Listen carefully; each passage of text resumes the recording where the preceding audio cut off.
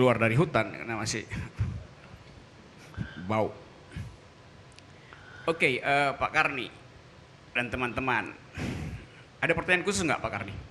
Ya, ada kan baru saja diminta klarifikasi. Oh, oke, soal itu. Dan kemudian ya Anda melihat undang-undang ITE ini gimana gitu kira-kira. Ya, saya diminta klarifikasi ada Haris Asrar. Itu saya mau balik pada gambar di belakang sana tuh. Barusan saya lirik tuh. Rupanya ada siluet di tengah tuh. Insinuasinya adalah siapa orang ketiga gitu. Itu botak, ada nggak botak? Jadi mungkin orang Ya, lain. pasti bukan Gabriel Mahal. Bukan, nggak Gabriel. Sekarang saya bikin simulasinya ya. Supaya saya punya peralatan untuk bertengkar hari ini.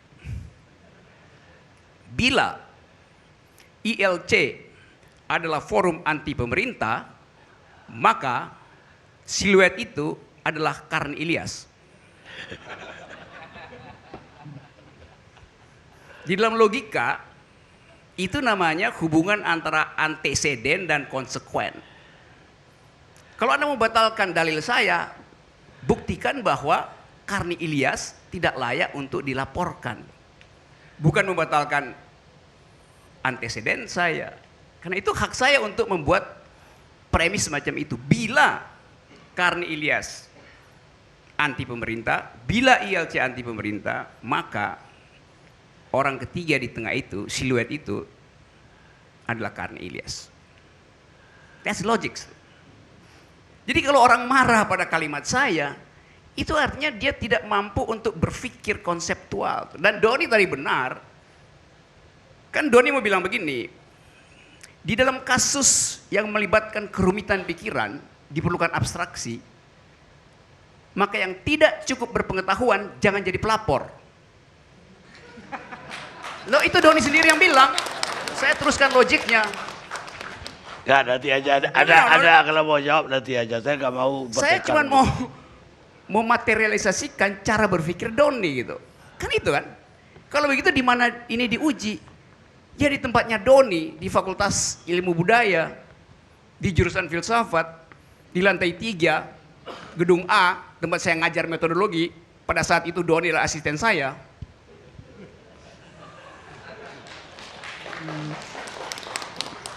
Nah, saudara-saudara, fiksi itu dari awal saya katakan fiksi itu bagus.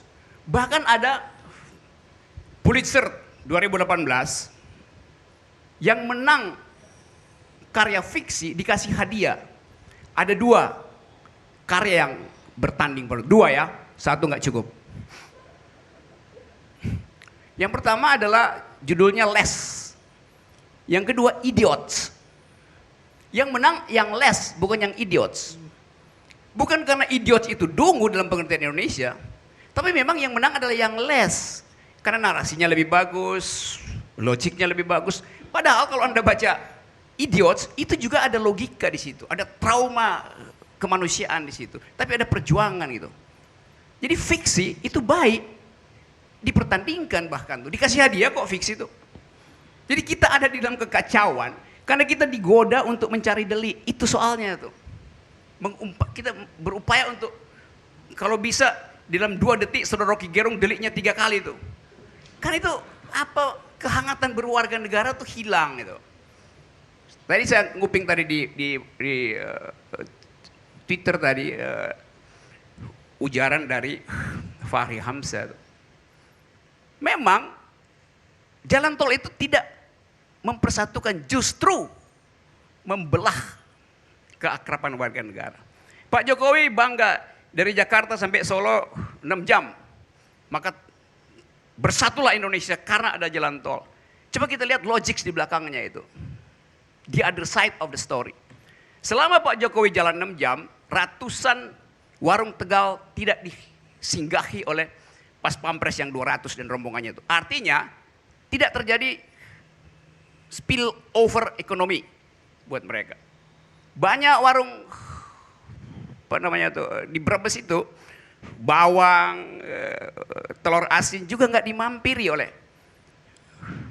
rombongan presiden. Pembatik di Pekalongan itu nggak punya penghasilan. Karena orang langsung pergi beli batik ke Solo, nggak mampir ke Pekalongan tuh. Sate paling enak di Tegal nggak ada yang mampir. Jadi selalu ada reverse logics dari setiap upaya untuk mempromosikan prestasi itu. Itu saya mengkritik itu. Kalau dibilang menghubungkan, justru jalan tol itu membelah masyarakat. Karena begitu ada jalan tol, terbagilah desa utara, desa selatan. Majelis taklim di utara nggak bisa lagi ketemu sama yang di selatan itu, karena terputus jalan tol. Bang Saya akan izin, teruskan. Bang. Bisa Saya- kita fokus oke, dengan boleh, kitab silakan. suci? Kitab suci. Oke, Boleh, coba. Apa yang Anda mau interupsi? nanti saya mau teruskan ya, silakan pakai waktu saya. Ya. Saya subsidi lagi. Tenang Bang, BBM sudah satu harga. Yep. Setahu saya, Bang Rocky, Abang beragama Kristen. Artinya, kita merdeka dari beragam antar umat beragama. Ya, apapunnya. Pancasila, sebentar Pak. Enggak, kalau Anda... Sabar. Tunggu dulu. Pancasila, Saya saya minta cuma minta ke Anda- sila pertama saja. Anda dengar saya. Kalau Anda mau mengargumen soal tuduhan kepada dia, Bukan tuduhan, saya mau mengklarifikasi. Enggak, ini- Apakah Rocky punya Tuhan? ini masalahnya sekarang dia soal jalan tol dia bicara. Ini apa urusannya sama jalan Yang Iya, tol? bisa udah, tanya kita itu dengar cuma dulu. Tuhan, bukan Kita dengar saudara yang dulu. bisa tanya Jalan tentang. tol nggak ada hubungan sama kitab Udah, suci. kita dengar Ini dulu. saya lagi terangkan fungsi dari satire. Oke. Oke ya, oke. Oke. Kita lanjut ya, saudara. Jack ya. No Rocky, no party. Yes, of course. Sekarang argumen bahwa jalan tol itu mempersatukan. Saya nyambungnya Fahri tadi supaya saya dapat inspirasi untuk meneruskan argumentasi saya. Jalan tol itu justru memecah belah masyarakat. Tadi saya terangkan bahwa arisan ibu-ibu di utara tidak bisa ketemu lagi dengan yang di selatan karena jalan tol bisa. Seorang pemuda di utara gagal kawin dengan seorang perempuan cantik di selatan karena jalan tol, mereka nggak bisa lagi pacaran. Dia bisa pakai WA gitu, tapi habis pulsanya habis putus langsung. Jadi jalan tol itu membuat romance pun berhenti gitu. Padahal hak ada dari milenial untuk pacaran gitu. Nah, saya mau terangkan bahwa dalam soal-soal semacam itu, coba kita lihat akibat dari berpikir yang tidak logis gitu. Soalnya ada di situ. Nah, Anda lihat misalnya, kalau saya katakan fiksi, saya sebut dari awal supaya imajinasi kita dibangkitkan. Kalau Anda sedikit suka sastra, Anda baca Divina Commedia, itu Anda dapat sensasi tentang satire yang mengolok-olok teologi abad tengah. Yang ditulis dengan lengkap oleh Dante Alighieri dalam upaya mengolok-olok Summa Theologica misalnya. Itu memerlukan pengetahuan, memerlukan kecerdasan itu. Jadi kalau mau melapor misalnya, coba baca misalnya literatur di mana orang hidup dengan ketegangan, tapi itu dalam rangka satire itu. Kalau ditanya misalnya neraka itu apa? Kalau saya jawab neraka itu adalah tambang batu bara karena panas. Imajinasi saya begitu. Orang 1000 tahun di belakang nggak tahu apa itu batu bara, maka dia imajinasinya lain. Kalau saya tanya sama milenial 10 tahun ke depan ketika batu bara habis, dia nggak bisa berimajinasi tentang batu bara. Dia neraka itulah korslet listrik. Dia berhak berimajinasi.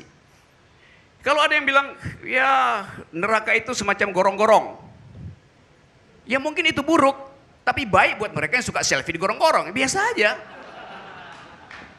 Jadi kita dibiasakan untuk pakai satire untuk menggambarkan keadaan itu. Itu yang saya maksud. Kalau misalnya orang yang belajar sedikit ilmu fisika, kita akan berimajinasi kapan katastrofi yang disebut sebagai kiamat itu tiba itu. Bukankah alam semesta masih berkembang, masih mengembang? Itu yang ditemukan tahun 1927 oleh Edwin Hubble yang kemudian namanya dipakai buat teleskop, seorang astronomer dari mana? California, Pasadena. Jadi kalau kita bilang alam semesta berkembang, berarti Tuhan masih mencipta atau kekuatan-kekuatan adikodrati masih bekerja, berarti belum finish. Maka saya bayangkan misalnya neraka itu, surga itu adalah akhir dari alam semesta. Bisa dihitung nggak? Bisa, secara matematik bisa dihitung. Kapan berakhirnya? Ya ada rumus bahwa distance, jarak kali waktu. Selesai. Tetapi nggak mungkin Anda menghitung itu dengan peralatan hari ini. Anda menghitung jalan tol aja nggak cukup pakai mister ukur. Jadi kita mesti imajinasikan bahwa jarak itu tak terhingga atau terhingga tuh. Waktu itu tak terhingga atau terhingga. Di situ kita imajinasikan tentang eskatologi. Harapan itu ada di dalam kalkulasi matematik, juga dalam kalkulasi fiksional itu. Jadi ngapain? Kemarin saya sama Haris menjawab pertanyaan polisi. Saya jawab konsep-konsepnya tuh. Nah polisi mesti cari tesaurus apa? Atau ensiklopedia lengkap. Karena saya uraikan itu sebagai ukuran-ukuran akademis. Dan saya terangkan di sini, saya buka logiknya tuh. Jadi saya sebetulnya agak jengkel karena kita berupaya untuk bikin literasi makin bagus. Karena tugas presiden adalah mencerdaskan kehidupan bangsa. Kalian menutup literasi itu. Menghalangi orang berabstraksi. Menghalangi orang berimajinasi. Membatalkan fungsi fiksi. Nanti anak-anak nggak boleh baca fiksi lagi tuh. Jadi kekonyolan itu terjadi karena kekurangan pengetahuan. Terima kasih.